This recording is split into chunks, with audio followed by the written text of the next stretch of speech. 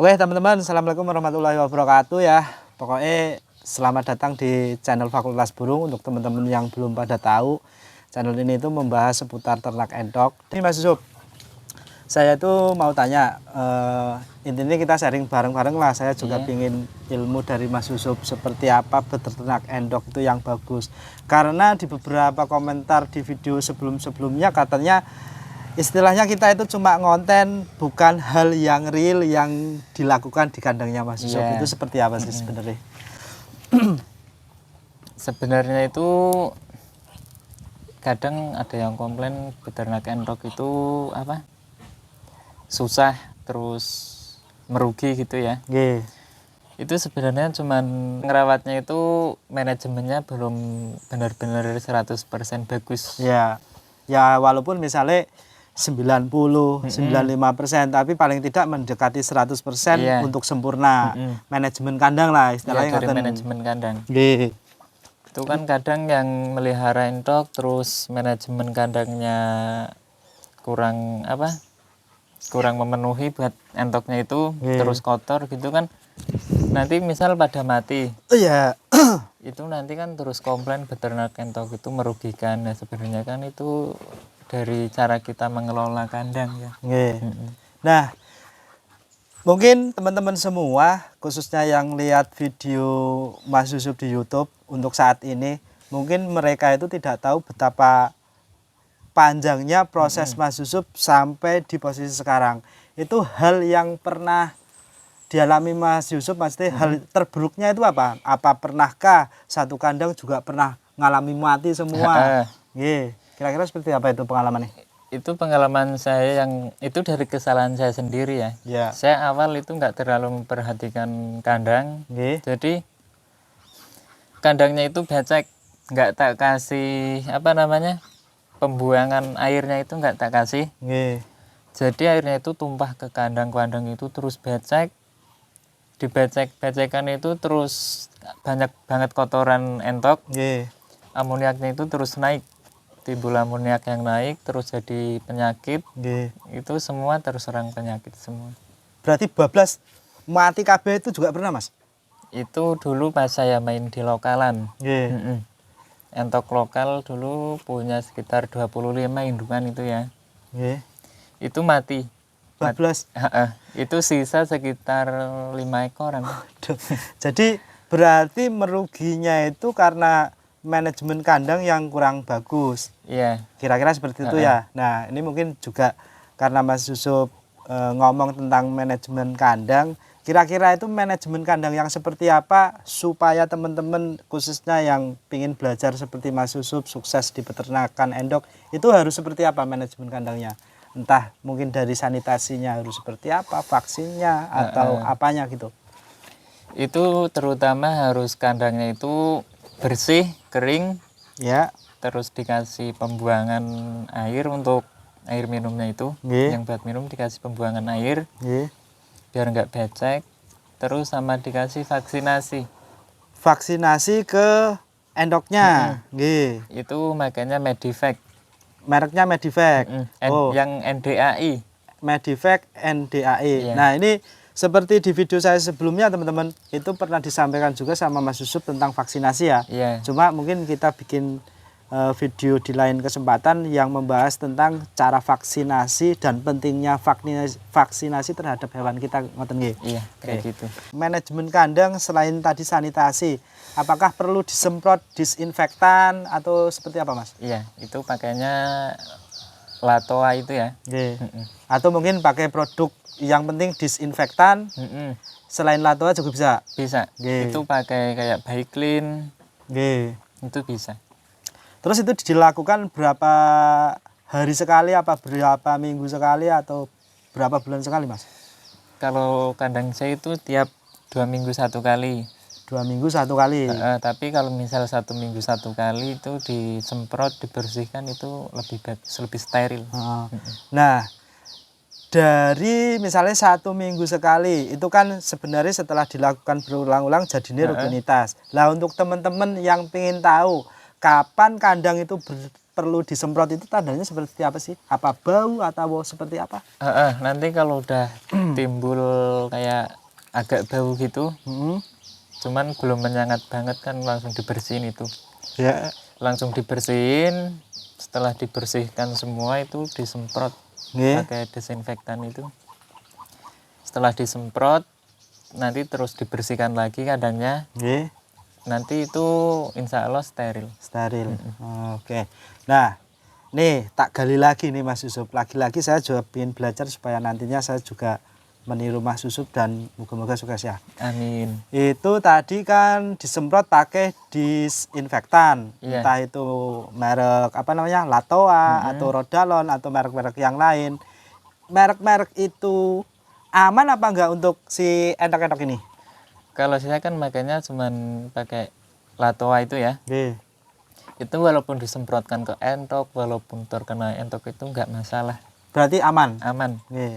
Kalau misal kayak misal itu nggak harus entok ya, misal ayam kan kadang banyak apa tuma itu istilah apa Kutu. kutu Nggih. Tuma itu tumo Mas. Jadi kutu ya. itu langsung disemprotkan aja ke bulunya itu sampai basah, nanti kutunya itu kan langsung kalau nggak misal langsung pada mati itu kutunya ya. Itu langsung nanti hewannya itu kan biasanya kalau ada kutunya kurus, nggak mau gemuk. Nanti langsung disemprotkan aja ke badannya itu nggak masalah. Nggak Aman berarti. Oke, jadi itu ya teman-teman, carilah disinfektan yang memang aman untuk si hewannya itu sendiri. Seperti dicontohkan Mas Yusuf tadi, misalnya pakai Latoa, pakai Rodalon. Kalau saya ternak murai batu itu kandang selalu tak semprot pakai Rodalon dan memang aman. Terus gini, setelah disinfektan, vaksinasi, pemberian pakan yang top itu seperti apa sih Mas? Apalagi Mas Yusuf itu menitik beratkan peternakan ini yang diambil itu telurnya. Iya. Itu yang paling utama dari segi pakan.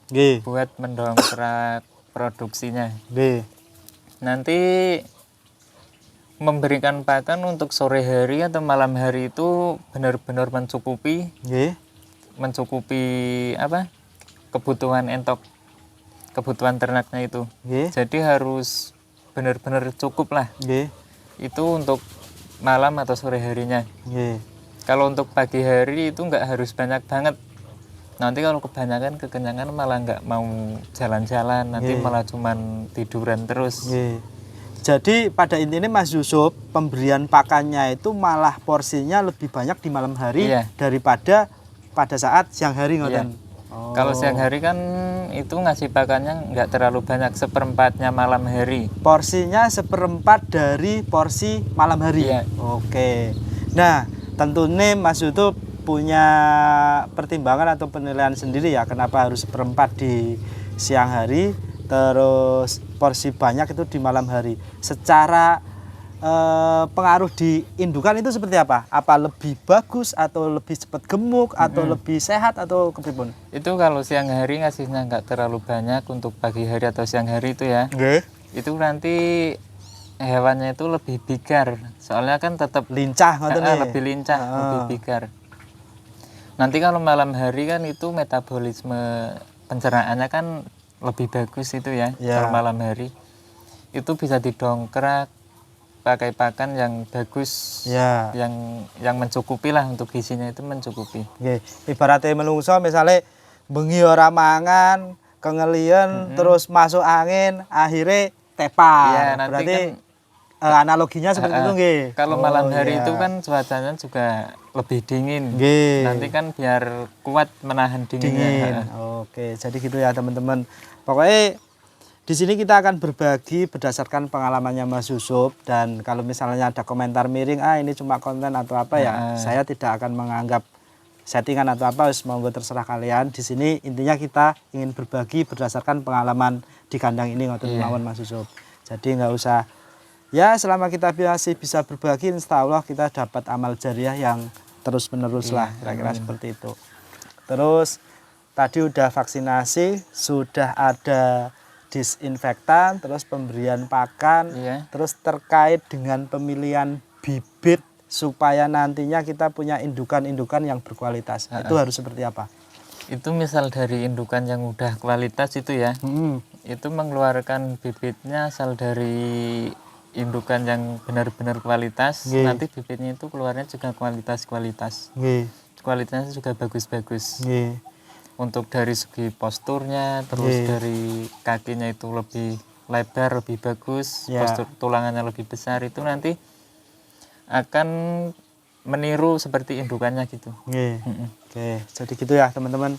Pokoknya banyak hal yang sebenarnya ingin saya saya kupas bersama Mas Yusuf, cuma karena keterbatasan waktu juga ya. Nah, misalnya saya bikin video terlalu panjang, nanti efeknya teman-teman akan males nonton tentunya. Nanti akan kita split-split jadi video tersendiri, misalnya cara vaksinasi itu seperti apa, terus misalnya penyemprotan disinfektan ke kandang itu seperti apa, dan berbagai macam hal nanti bisa teman-teman terus ikuti di video ini ya. Oke, kira-kira gitu Mas Yusuf ya. Ada pesan-pesan buat teman-teman yang ingin merintis usaha seperti Mas Yusuf itu harus seperti apa? Ayo disampaikan saja. Itu buat teman-teman kalau misal mau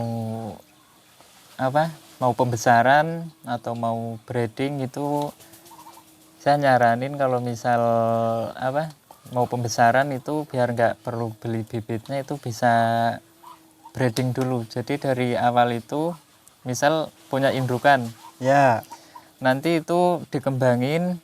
Nanti kalau udah berkembang banyak indukannya, misal mau pembesaran itu nggak perlu beli bibitnya itu ya. Jadi udah dapat keuntungan dari produksi indukan sendiri gitu.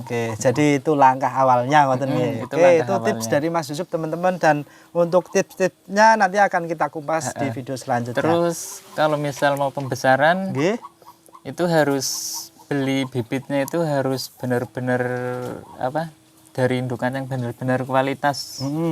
Jadi nanti misal dibesarkan di pembeli, hasilnya bagus, itu bisa dijadikan indukan buat breeding. Siap. Makasih infonya Mas Yusuf. Semoga video yang kita bikin ini bermanfaat ya untuk teman-teman semua. Dan akan kita bikin terus konten-konten yang semoga bisa jadi inspirasi untuk teman-teman semua. Kira-kira gitu ya teman-teman. Untuk kalian yang misalnya ingin bertanya, silahkan tinggalkan pertanyaan kalian di kolom komentar. Sebisa mungkin saya jawab, sebisa mungkin kita diskusi supaya kita bisa jadi peternak yang sukses. Sampai jumpa di video selanjutnya. Salam sukses untuk kita semua.